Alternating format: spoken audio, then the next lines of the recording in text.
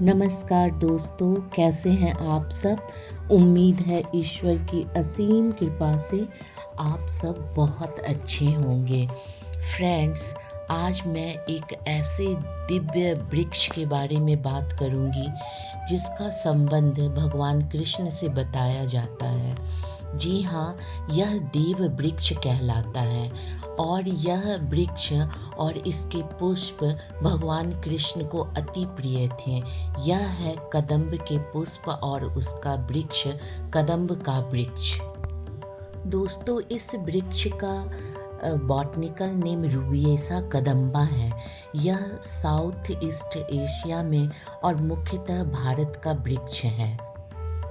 हिंदू धर्म में ऐसी मान्यताएं हैं और ऐसा वर्णन मिलता है कि श्री कृष्ण जी इस वृक्ष के पास बांसुरी बजाते थे। जमुना जी के किनारे कदम्ब के वृक्ष के आसपास ही कृष्ण जी बंसी बजाते थे, गाय चराते थे और गोपियों के साथ लीलाएं करते थे। इसलिए यह देव वृक्ष बहुत ही महत्वपूर्ण माना जाता है। यह देव वृक्ष घर के आसपास, सड़कों के किनारे या पार्क में लगाने के लिए अति उत्तम वृक्ष है।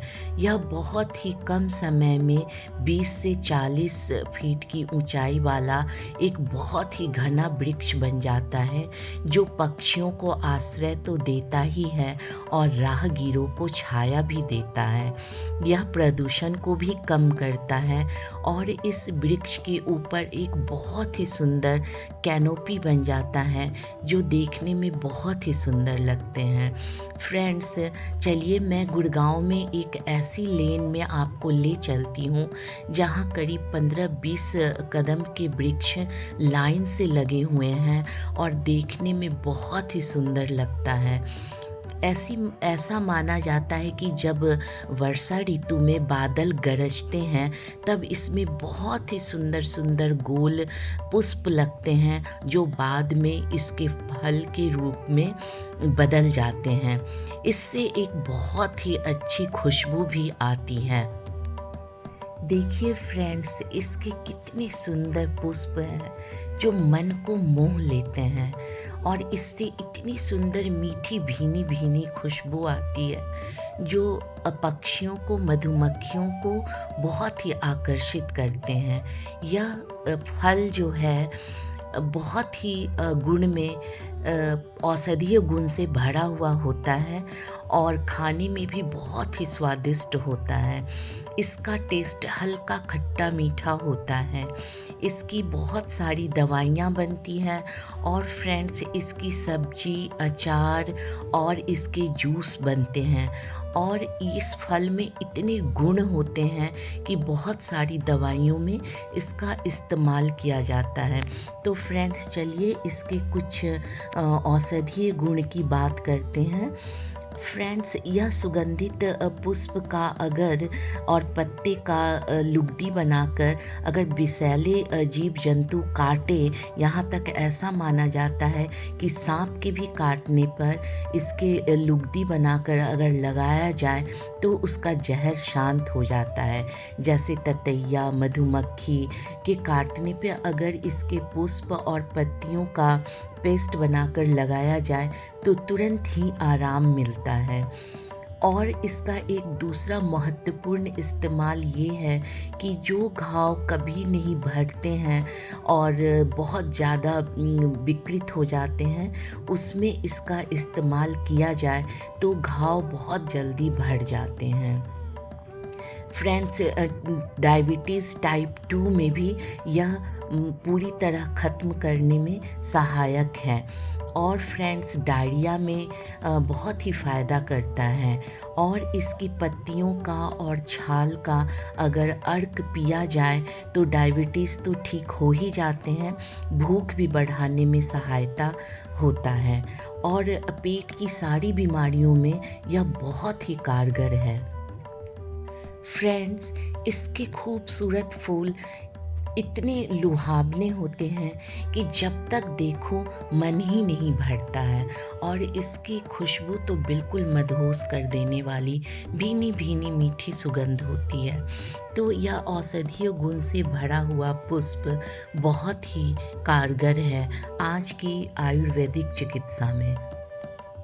दोस्तों, यह डायबिटीज़ को तो पूर्णतः ठीक करता ही है, साथ में यह बीपी को भी कंट्रोल करता है और इसके फ्रूट का जूस जो है वो और छाल का जो अर्क है वह बॉडी को भी डिटॉक्स करता है। हमारे शरीर में जितनी अशुद्धियाँ होती हैं उसे यह दूर करता है। हमारे हिंदू धर्म में जितने भी महत्वपूर्ण वृक्ष या पुष्प हैं, किसी न किसी देवी देवताओं से उसका संबंध बताया गया है। तो वह ऐसे ही नहीं जोड़ा गया है इन वृक्षों को अलग अलग देवी देवताओं से। यह इसमें इतने गुण भरे होते हैं ना, इसीलिए इन्हें हमारे हिंदू धर्म में हर वृक्ष महत्वपूर्ण पेड़ पौधे पत्तियों का संबंध किसी न किसी भगवान से बताया गया है। फ्रेंड्स, धार्मिक और औषधीय महत्व के अलावा यह वास्तु के दृष्टिकोण से भी बहुत ही महत्वपूर्ण माना गया है। वास्तु में कहते हैं अगर साउथ और वेस्ट कॉर्नर में इस वृक्ष को लगा दिया जाए तो उस घर में कभी भी दरिद्रता नहीं आती है। जहाँ यह वृक्ष लगा होता है आसपास की वायु पर्यावरण एकदम शुद्ध रहता है और वहाँ का टेम्परेचर भी थोड़ा कम रहता है। मतलब यह वृक्ष के आसपास का एरिया शीतलता भरा हुआ होता है। इसकी डार्क गहरे हरे रंग की चमकदार पत्तियां भी कम आकर्षित नहीं होती, देखने में बहुत ही सुंदर होते हैं। भारतीय साहित्य में कई कवियों ने इस कदम्ब के पेड़ और इसके सुंदर पुष्प के ऊपर कई कविताएं भी लिखी हैं। दोस्तों, सौंदर्य प्रसाधन बनाने में भी इसके पुष्प और पत्तियों का इस्तेमाल किया जाता है। इसके पुष्प और पत्तियों से इत्र बनाए जाते हैं जो कि बहुत ही सुगंधित होते हैं और इसकी पत्तियों से तेल भी बनते हैं जो कि मसल्स पेन में बहुत ही लाभदायक होते हैं।